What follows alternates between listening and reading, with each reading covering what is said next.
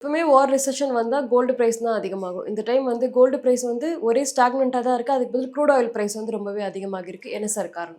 மெயினா வந்து பார்த்தீங்கன்னா, இப்ப லைக் வார் வந்துச்சு. உண்மை நீங்க சொல்ற மாரி க்ரூட் ஆயில் பிரைஸஸ் ஏறுச்சு. ஸோ, இப்போ க்ரூட் ஆயில் பிரைஸ் ஏறவும் கோல்டுல இருந்த ஸ்பெகுலேட்டிவ் இன்ட்ரெஸ்ட் க்ரூட் ஆயிலுக்கு போயிடுச்சு. ஏன்னா ஒரு சொத்து ஏறுறதுக்கு காரணம் வந்து ரியல் பையர்ஸும் இருப்பாங்க, ஸ்பெகுலேட்டிவ் பையர்ஸும் இருப்பாங்க, ட்ரேடர்ஸ்.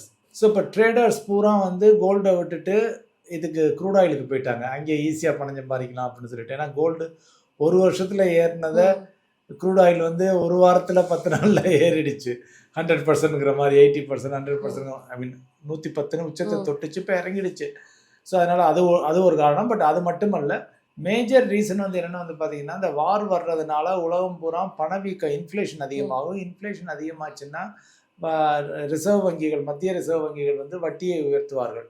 எப்பப்போலாம் பாண்டினுடைய ப்ரைஸ், பாண்டினுடைய இன்ட்ரெஸ்ட் ரேட் அதிகமாகுதோ அப்போலாம் வந்து மக்கள் வந்து கோல்டை வித்துட்டு பாண்டை வாங்க போயிடுவாங்க.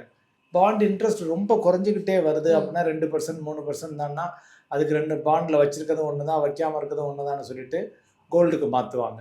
ஸோ இப்போ அந்த நிகழ்வு தான் நடந்துகிட்டு இருக்கு. எக்ஸ்பெக்டட் இன்ஃப்ளேஷன் வந்து பணவீக்கம் அதிகமாக இருக்கும் இந்த பிரச்சனையினால அப்படிங்கிறதுனால மக்கள் வந்து கோல்டை அந்த அளவுக்கு நாடவில்லை.